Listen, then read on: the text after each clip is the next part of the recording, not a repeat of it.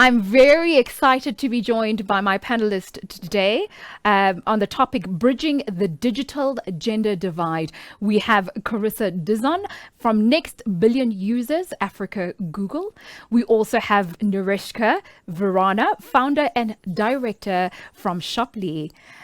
Up next, we have Lwazi Wali, who is founder at HQ and head of venture, Founders Factory Africa, and definitely last but not least, we have Belinda Ratogwa, who's head of client solutions, small enterprises at Standard Bank, South Africa.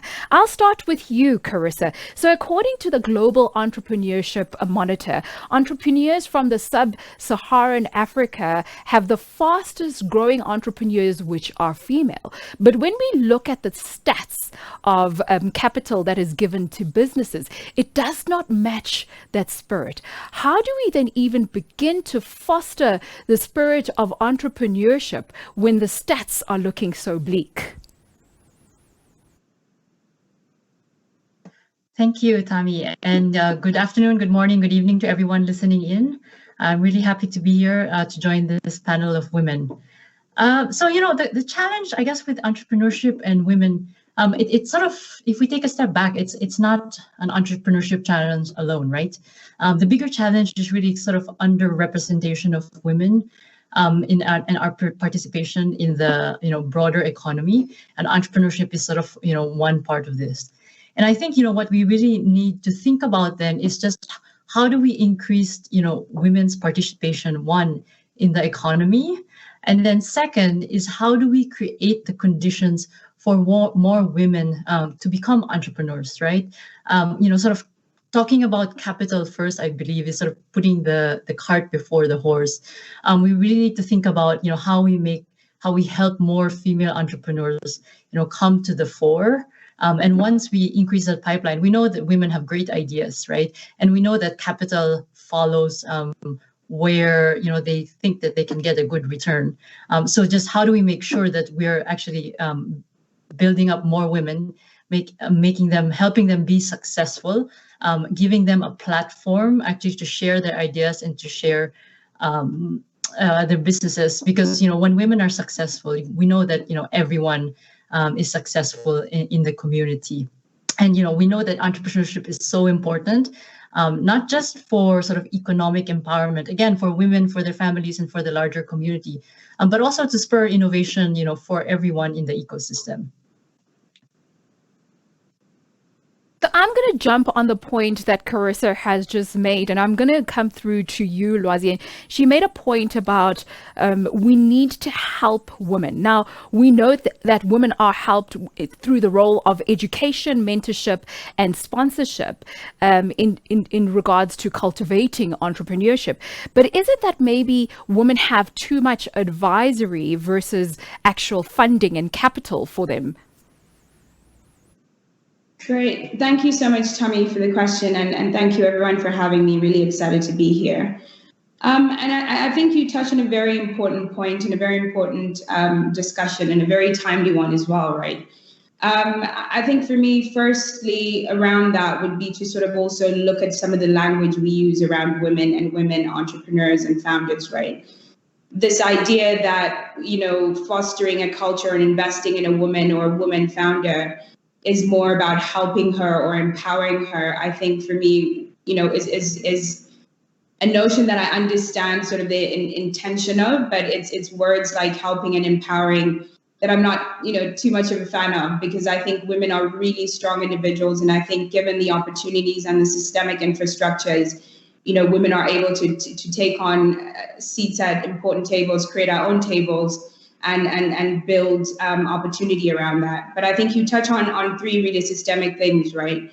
When you look at why women, do not start businesses at the same rate as male counterparts, or furthermore, scale businesses, because I think we're starting businesses a lot more than men, but we are not scaling them at the same rate. And a lot of that speaks to some of what you've touched on. So I think the first one is education, right? I think there are some systemic issues, whether in South Africa, also across the continent, that speaks to sort of the discrepancy in the type of education and the access to education and knowledge that women get as a function of society. versus the male child. I think you touch on a very other important point where you speak to mentorship and advisory. I think also, very important qualities to have strong mentors and people who advise you in your life. But I think the things that, are more critical for women and also critical in moving sort of their businesses forward is this idea of sponsorships, right? Which is what you touched on in terms of getting people who are in critical decision-making parts of the economy, critical decision-making parts of the global ecosystem that can really vouch for women and open the doors in certain sectors. So I think there is a lot of mentorship and sort of low-touch support for women, but I think in the work that, for example, we do at Founders Factory Africa, we understood very implicitly early on that, advisory is great, but it doesn't build businesses. What you actually need is people to partner with you, work with you to actually co-build what you're building, and then also have capital as an important part of that journey, right? It's not the only important piece of success, but it is a strong catalyst. And so I think to your question around, should there be more funding and capital for women?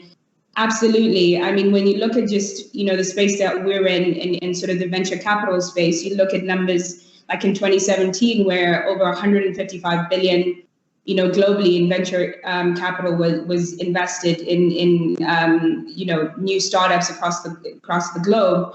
About 2% of that went to women entrepreneurs, and only about 0.02% of that went to women founders of color or Black women, if you will. And you've got to really ask yourself the question, right, around the fact that I think, Carissa touched on a really good point, that women are out there, we're starting businesses very, at a higher rate than men, but yet we're receiving the least amount of capital. And I think to understand that problem better, you've really got to understand the intrinsics around capital and money, right? And really the identity of money and where the bulk or the majority of capital comes from. And that's from, Western entities. That's also from, funds that are led by your sort of typical white males. And so what we sort of term that in venture capital is this idea of sort of meritocracy versus meritocracy.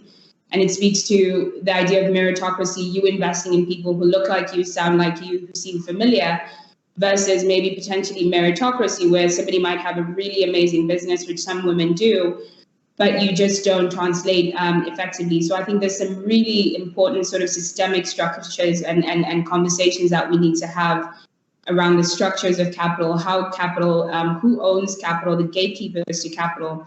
And I think once we can address some of those bottlenecks, we should be able to see money and opportunity and the right sort of development support flow towards women entrepreneurs, not only in South Africa, but across the continent. So let's go to the buzzword of the day, digital, within this conversation. And it's become quite evident that digital literacy is very important as just a general learning tool for girls and women. And in actual fact, if we don't empower our girls and women with that digital literacy, we stand a chance of 90% of girls and women being vulnerable, of being left behind as society advances technologically. And I want to ask, what is your take on this, Belinda? Well, Thami, with women being such significant contributors to the economy, we can't afford to have them left behind. Digital literacy is a primary way of entering into this digital economy. The truth is, in the fourth industrial revolution, use of digital is a ticket to the game. It's no longer an added plus. It's how you get in and how you play.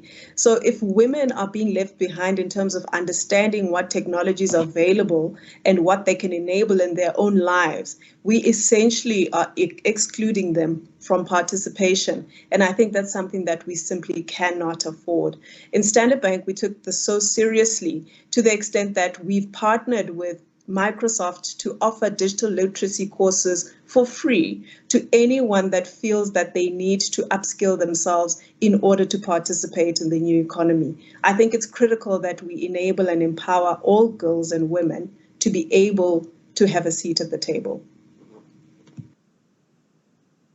Now, if we need to tackle the gender gap, we need to do far more than just giving access to the internet to girls and women. We need them to believe that they belong actually in the technological sphere. Now, that's obviously not a new phenomenon. That's been there for quite a while. And Narishka, I'm going to come over to you with that in mind and ask you, what is it that's new that hasn't been done before that can enable women to feel like they actually belong in the technical sphere?